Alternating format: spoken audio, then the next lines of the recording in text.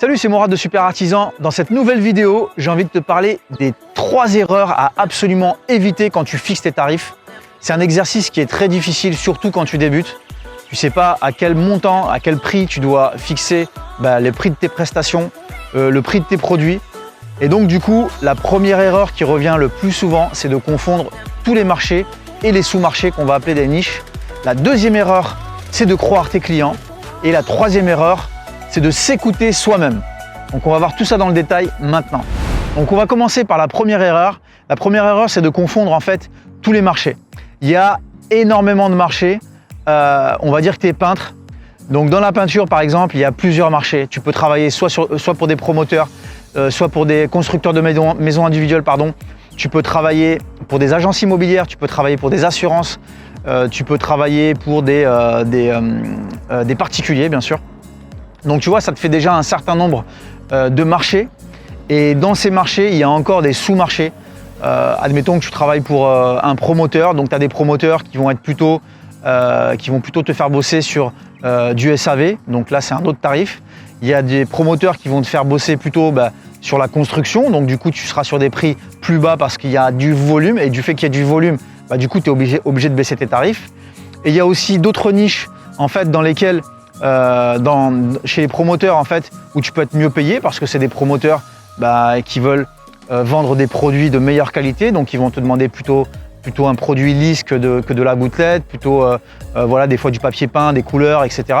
Donc du coup tu pourras peut-être mieux t'en sortir et exercer des tarifs plus élevés que si tu bosses avec un promoteur qui lui fait voilà, du logement social, on va dire, tu vois, avec de la gouttelette, donc des prix hyper bas. Donc tu vois, il ne faut pas confondre ce marché-là avec d'autres marchés. Le marché du particulier, par exemple, tu ne vas pas proposer les mêmes tarifs à un promoteur et à un particulier. Le particulier serait content parce que lui, il ne va pas te proposer de volume. Donc si tu lui donnes le même prix, forcément, il va être content, il va trouver ça vachement bas.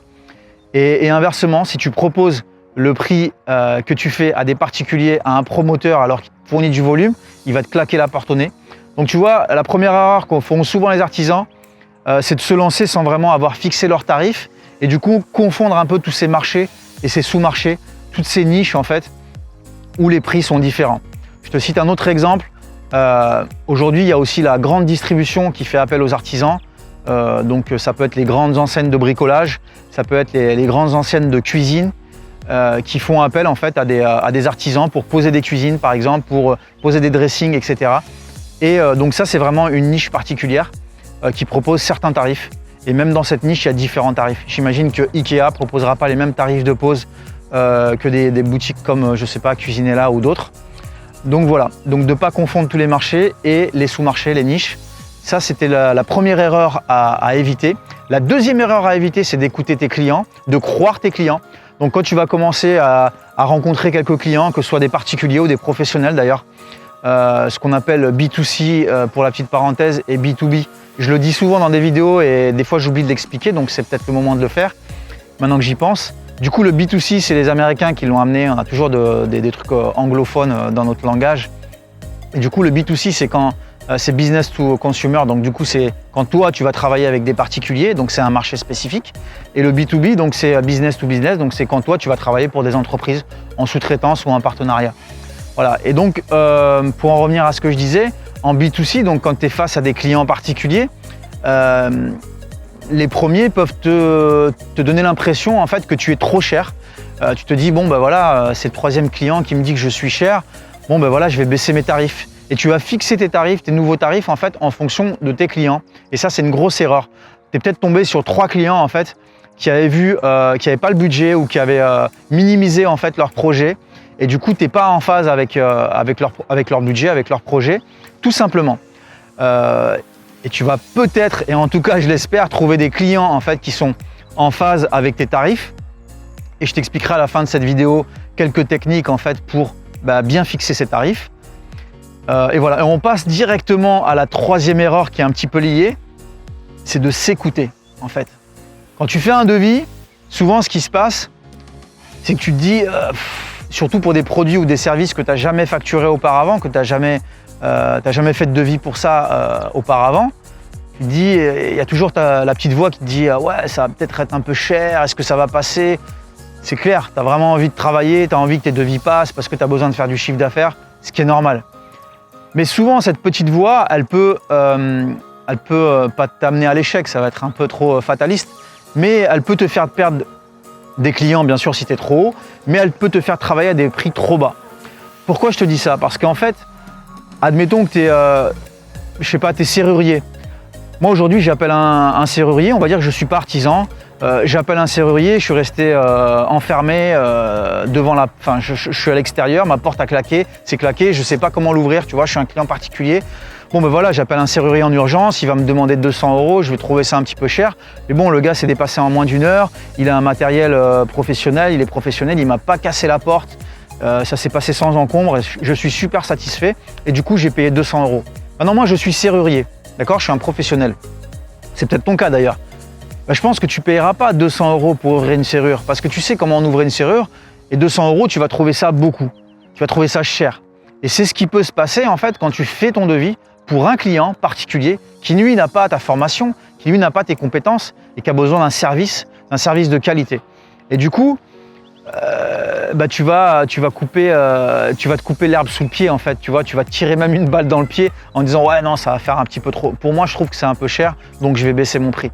Ça aura peut-être été le bon prix, tu vois. Le client aura peut-être accepté ce tarif-là. Donc tu vois, au tout début, quand tu fixes tes tarifs, fais attention à ça aussi, à pas te poser la question, à pas te mettre à la place du client en te disant ouais moi est-ce que j'aurais accepté ce prix-là? Pourquoi? Parce que tu débutes et quand tu débutes pour plusieurs raisons, voilà, t'as pas la même vision que tes clients. Tes clients peut-être qu'ils sont, enfin je sais pas, c'est peut-être déjà des quarantenaires, ils ont peut-être déjà payé leur villa. Et du coup, ils ont plus les moyens que toi, tu vois, c'est peut-être des cadres supérieurs. Et je t'invite à justement trouver des clients qui ont le budget pour payer tes services, en fait.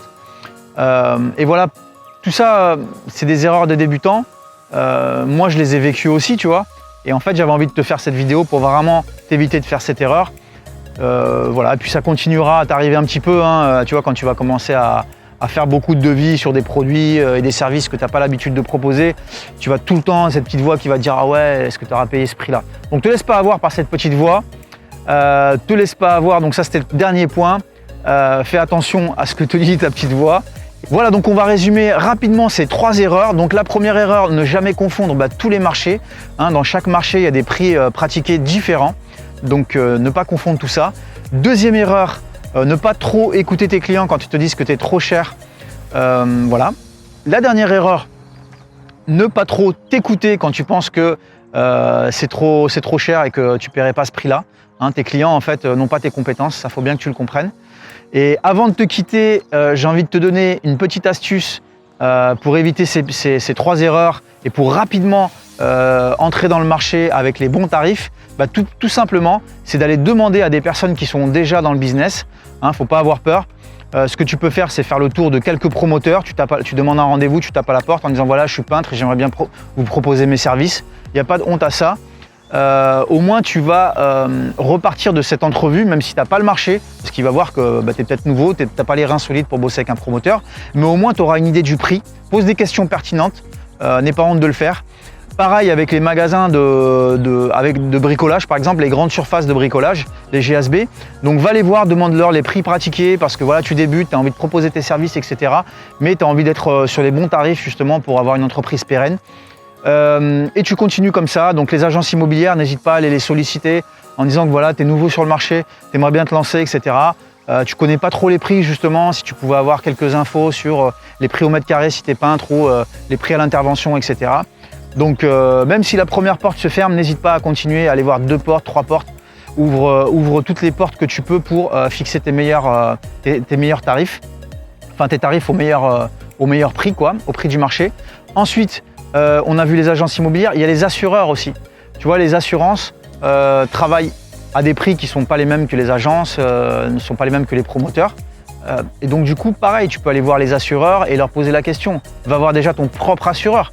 Tu vois, ta voiture et ta maison qui est assurée, va les voir et demande-leur, voilà, je suis plombier, je suis peintre, voilà, j'aimerais bien bosser avec vous. Bon, s'il y a déjà, il n'y a plus de place, vous avez déjà, si c'est au complet, vous avez déjà vos artisans, c'est pas grave. Mais justement, là, tant que je vous tiens, est-ce que vous pouvez me donner un petit tarif comme je débute, je veux pas être voilà, ni trop bas ni trop haut, voilà, pour m'éviter ça. Et puis s'il est sympathique, et puis de toute façon, tu as des contrats chez lui, donc il n'a pas envie que tu te casses ailleurs. Il va te répondre. Et voilà, comme ça, tu mènes ta petite enquête pour vraiment connaître le marché. Il y a un autre truc qui est intéressant, c'est d'aller voir tes fournisseurs. Tu as des fournisseurs en peinture, en électricité, peu importe ton métier. Va les voir, pose-leur des questions en leur disant voilà, je suis nouveau et tout, j'aimerais bien ouvrir un compte chez vous et tout. D'ailleurs, j'ai des questions à vous poser au niveau des tarifs, j'ai pas envie d'être trop bas ou trop haut, comme d'habitude, ce que je te disais juste avant. Et eux vont t'aider, vont être d'une grande aide. En tout cas, moi, ça m'a beaucoup aidé. Voilà, tu peux aussi voir ton comptable, tu vois, si tu as déjà un comptable, tu peux lui poser la question. Est-ce qu'il a d'autres clients artisans dans ton domaine, ou peut-être qu'il a des confrères comptables qui bossent avec d'autres artisans comme toi dans ta niche. Et du coup, il va pouvoir t'avoir des informations intéressantes, peut-être te faire passer un exemple de devis comme ça pour t'aider à mieux fixer tes prix. Et il y a d'autres techniques que je te partagerai dans les mails quotidiens. Si tu n'es pas abonné d'ailleurs au club Super Artisan et que tu as envie de recevoir tous les matins un mail à 9 h avec pas mal de contenu, pas mal d'astuces et surtout qui va te guider, à savoir est-ce qu'il y a une nouvelle vidéo ou un nouveau podcast qui arrive très prochainement, et aussi toutes les formations qui sont en ce moment disponibles et toutes les formations qui arrivent.